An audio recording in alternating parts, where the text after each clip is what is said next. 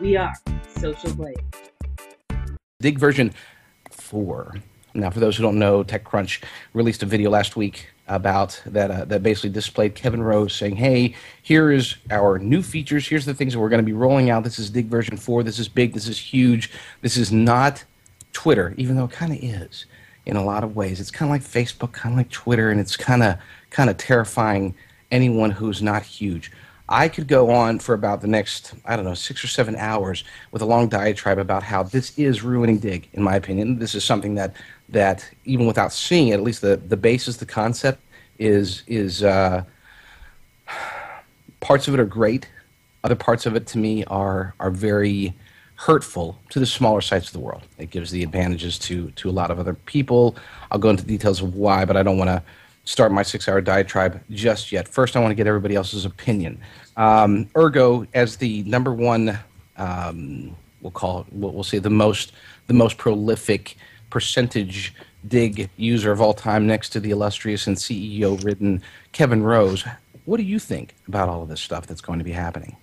Well, in general, I'm not a huge fan of what they're doing. I think they really had a lot of potential to make things a lot better here, but at least how they're describing it doesn't sound like an altogether good idea for me. If they were doing it more based off of specific habits on the site, like you dig a particular type of story, and you're more likely to be getting more stories like that based off of, keywords or whatever inside the story itself. If it was more smart that way, I think that would work really well.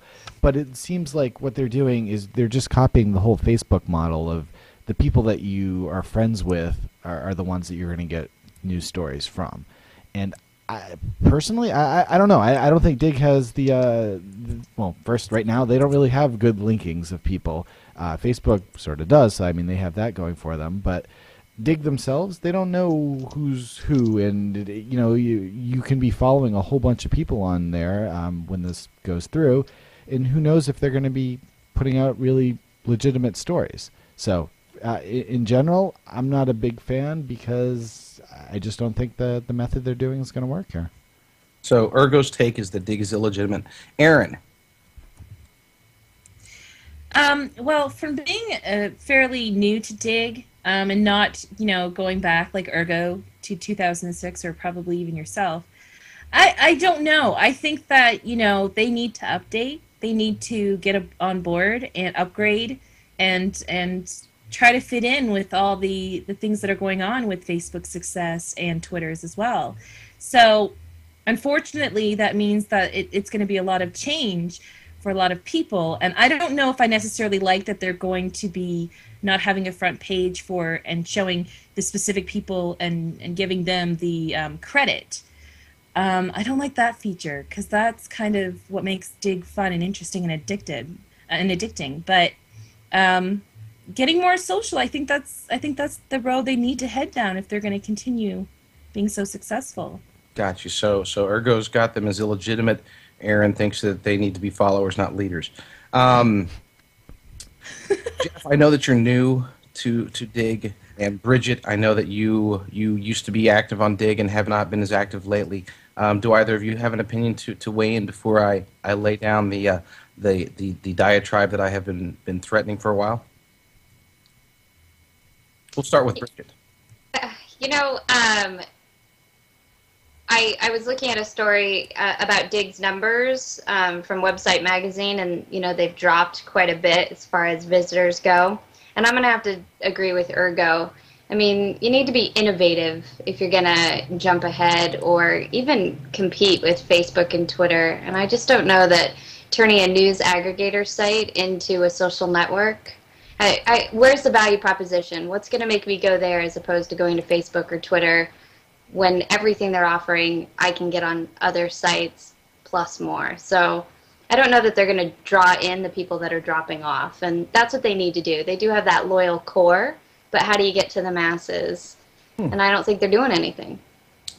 Gotcha. And I actually do have an answer to your question, but before we go to that question, or even the answer from the question of the Bridget, who is social media, let's go to Jeff.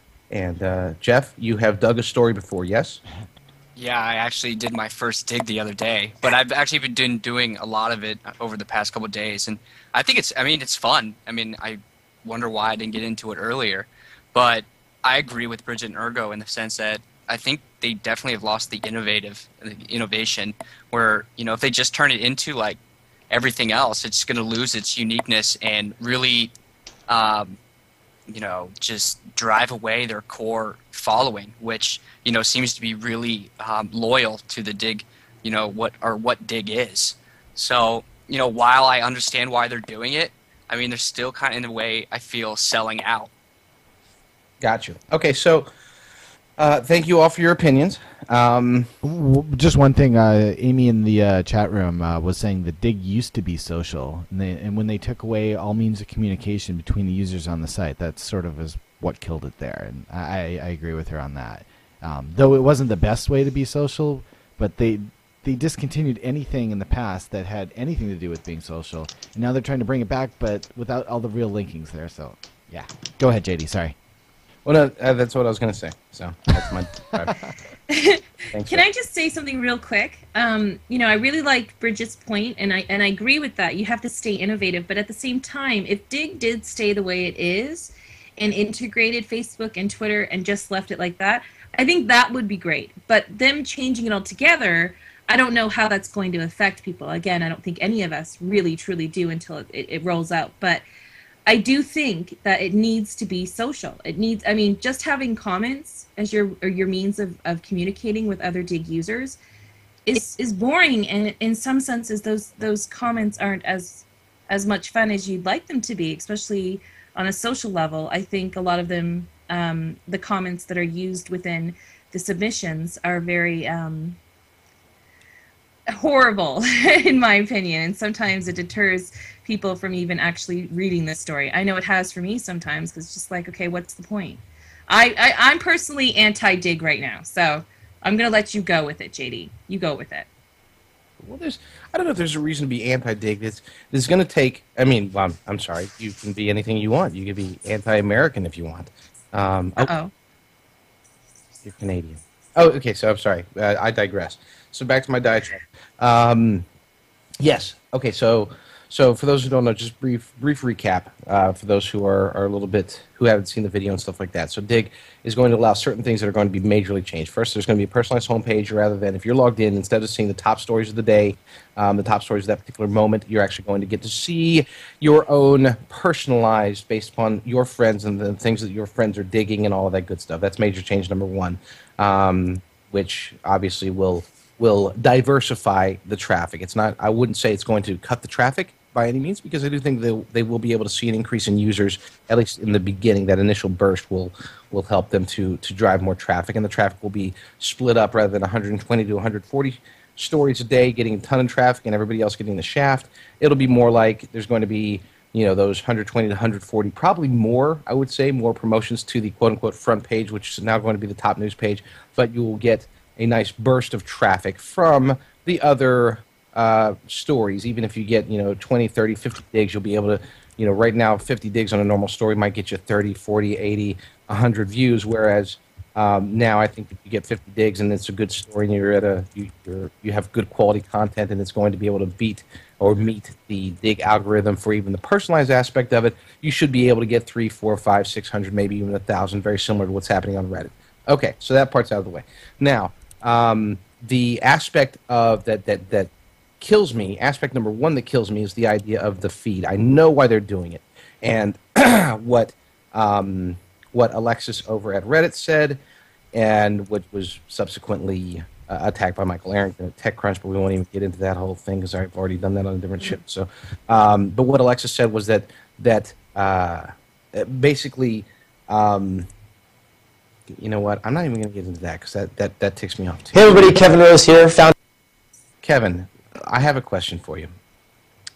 If you are going to take your site and make it to where people can automatically feed, let's say a New York Times or a CNN or a TechCrunch or a Mashable, answer this for me, sir. Tell me how a site such as heck, socialblade.com/show, dinky little site here. We get 4 or 5 posts a week compared to hundreds a day. How are we supposed to compete? How can we put our quality content onto the front page. And forgive me for going all Kirk on you, but I have to because here's the thing. Just as an World, example, when you dig everybody- a story, all of your followers will get that story at the top of their My News. Forget the followers, Kevin. Forget the followers. This is this is not Twitter. Okay, this is not Facebook. You are Digg. You are a news aggregator. Don't worry about who's following who. Focus on getting the best quality news out to the masses of people, your users, the people that have built this site to what it is. Yeah, somebody either hang up on him or make him say something else that I can respond to, please. The hottest stories as dug by your friends. So Yeah, hottest stories, mine. Here's a hot story, and here's a perfect example of how the new Digg is going to hurt us. We made a decision. Ergo was on the show, or Ergo was on the ball. Sorry, he's already on the show. It's his show. Ergo was on the ball yesterday and noticed the follows in common. He happened to be for some strange reason staring at Mr. Babyman's Twitter account. We don't but he was there, and as he was staring and analyzing and wishing to be Mr. Babyman, he looked at the thing, and that was a joke, Ergo, by the way. I know you would never want to be Mr. Babyman. He noticed the "You Both Follow" feature. You know, that was beautiful. It's wonderful. You can see it there. We posted this story really quick. We got the screenshots. We did the research. We checked the tweets. We searched it. We then sent it out to Mashable, to Crunch, to Read Write Web. Over an hour later, each one of them does post a story about it. Over an hour after we post ours, but we have no chance. Why? Why do we have no chance? Because we're a small little publisher. Doesn't matter if we had the better screenshots. Doesn't matter if our story was well written by a very, very handsome young 23-year-old man named, well, we don't even know what his name is. But the point is that we had the story way first, and yet they get the front page traffic. Why? Because they're the majors. They're the big guys, and that's what you're catering to. And so that's I'm going to stop right there because I think everybody gets the point about that. Kevin, you're killing me here, brother, killing me. But I'll figure out a way to get around it. Invading the internet, covering Web 2.0, coast to coast, worldwide, and everywhere in between. This is where you put the social in social media. We are Social Blade.